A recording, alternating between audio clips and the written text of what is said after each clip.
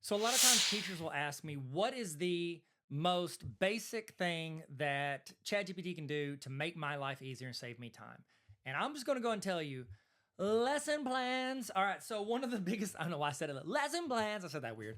Lesson plans is one of the most basic ways you can help or have ChatGPT use, whatever. It can help you.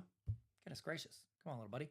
It can help you save time and actually, honestly, do better. So let's go ahead and start.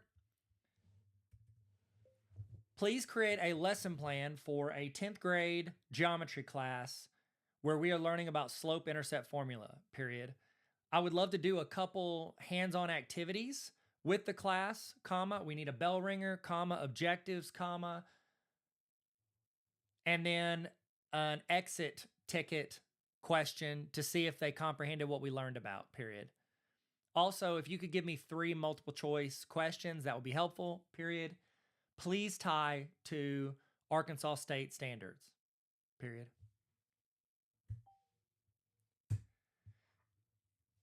Here is a lesson plan. I didn't give it amount of time. It did 50 minutes. Here are my standards. Hopefully they're correct. Bell ringer, lesson objectives, direct instruction, hands-on activities, graphing human slopes, slope-intercept formula with rubber bands, guided practice, exit ticket, and then there's some multiple choice questions. Then I would just go in, copy that, doc.new, and we can paste this. Paste. Boom. Look at that. Oh, the formatting's pretty good. There you go. You now have a lesson plan, whereas you might not have if you had done it earlier. Now, one of the things that I hear from people all the time is like, well, teachers are doing this, and that means that teachers are just going to, use this instead of going in and reading it and blah, blah, blah. They need to do it themselves, whatever. Here's the deal. I doubt any of you are just like, oh, cool, that's what I'll do, and I'll just teach whatever it tells me. You would use this, even if you're starting from scratch. Say you got handed a new class the day before, like I did with Algebra 1, and you got to go in and teach it. This is a great way to set up and get ideas from a professional on how you could lay out what you're teaching. And again, we use the GRIP method. The more prior knowledge or things that content dumps that you give it, the better it's going to be. The more accurate it's going to be with what you're trying to teach. And then you read it and adjust it. Nobody's going to go in and be like, okay, I'm done, copy paste. No, you're going to read it and adjust it and tailor it to what best helps your students. That is our goal, is to help our students to do that. We need to, yes, get the content, but then get that to them. And you are the key to bridging that gap. So do not think that you're done because you had to do this. The teachers that, like, the people are like, well, the teacher's just going to copy paste it. If a teacher was doing that here, guess what? They were just buying these things off Teachers Pay Teachers, or they're copying it from the teacher down the hall. They're not doing it anyways. This is at least a little more adapted to what those students need and want versus just something generic they stole off the internet. So that's a quick way to do lesson plans.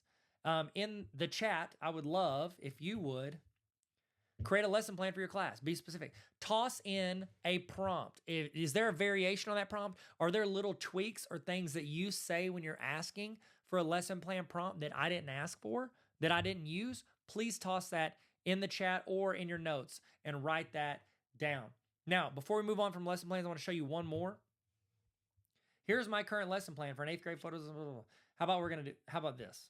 We're going to take that lesson plan that we just did, and then let's pretend you have already got 10 years worth of lesson plans. You've got great lesson plans, but you want to be even better. You want to reflect on it. Remember reflect?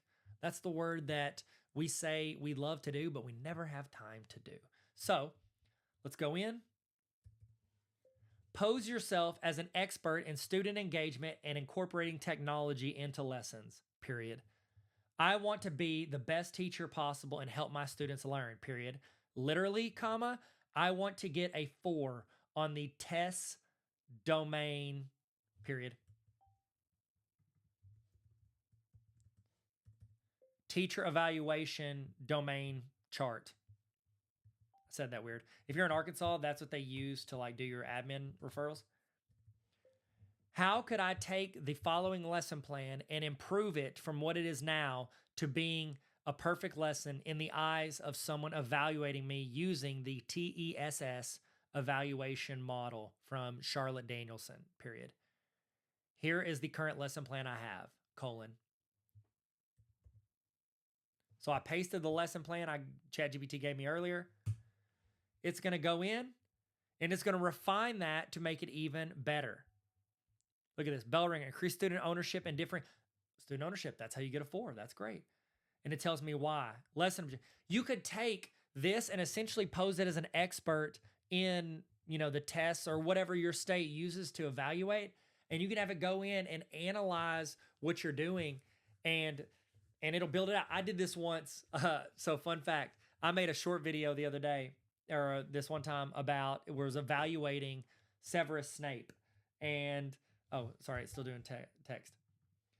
And I had it evaluate Severus Snape's teaching in the first Harry Potter book based on Charlotte Danielson's test model.